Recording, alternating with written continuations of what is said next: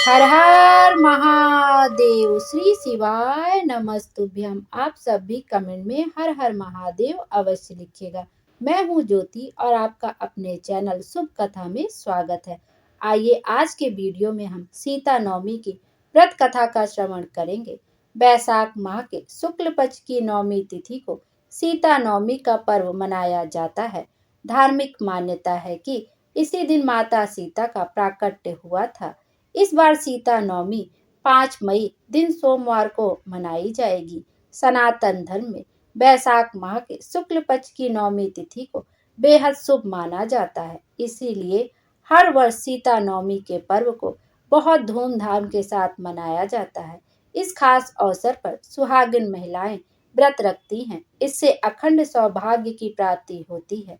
साथ ही माता सीता और भगवान श्री राम की पूजा की जाती है। मान्यता है कि पूजा के दौरान सीता नवमी व्रत कथा का पाठ करने से पूर्ण फल की प्राप्ति होती है।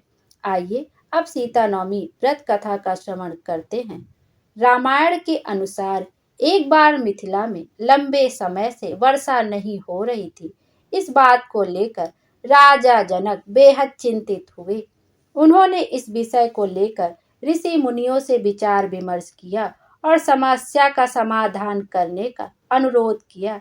ऐसे में ऋषि मुनियों ने राजा जनक को खेत में हल चलाने की राय दी। ऋषि मुनियों ने कहा कि यदि राजा जनक आप ऐसा करेंगे तो इंद्र देवता की कृपा आप पर अवश्य बरसेगी। राजा जनक ने ऋषि मुनियों के आदेश का पालन कर बैसाख माह के शुक्ल पक्ष की नवमी तिथि के दिन खेत में हल चलाया। इस दौरान उनके हल से कोई वस्तु टकराई। यह देख राजा जनक ने सेवादारों से उस जगह की खुदाई करवाई। उस जगह की खुदाई के दौरान उन्हें एक कलश मिला जिसमें एक कन्या थी। राजा जनक ने उन्हें अपनी पुत्री मानकर उनका पालन पोषण किया। राजा जनक ने उस कन्या का नाम सीता रखा। तभी से हर वर्ष बैसाख माह के शुक्ल पक्ष की नवमी तिथि पर सीता नवमी मनाई जाती है। बोलो सीता मैया की जय। आइए अब सीता नवमी की दूसरी व्रत कथा का श्रवण करते हैं। पौराणिक कथा के अनुसार मारवाड़ क्षेत्र में एक वेदवाटी श्रेष्ठ धर्मधुरीण ब्राह्मण निवास करते थे। उनका नाम देवदत्त था। उन ब्राह्मण की बड़ी सुंदर रूप गर्विता पत्नी थी। उसका नाम शोभना था।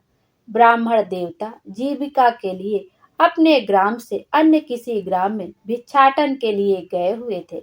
इधर ब्राह्मणी कुसंगत में फंसकर व्यभिचार में प्रवृत्त हो गई।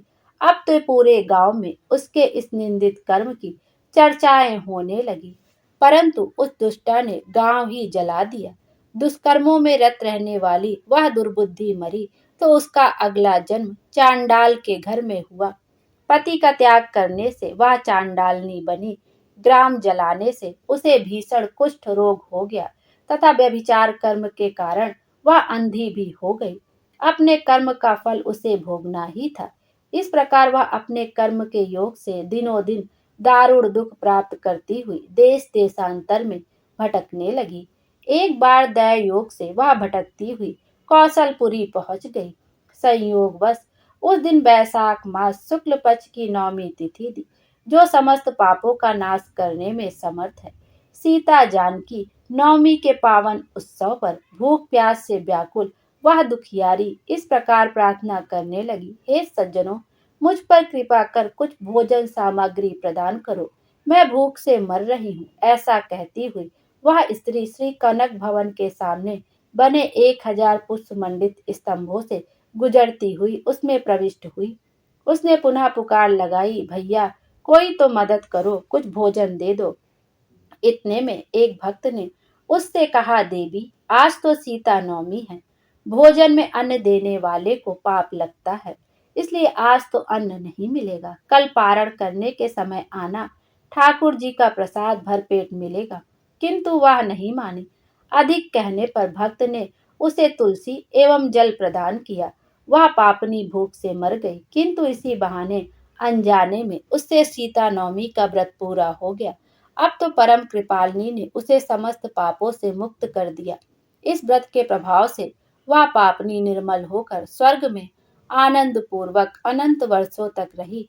तत्पश्चात वह कामरूप देश के महाराज जयसिंह की महारानी कामकला के नाम से विख्यात हुई।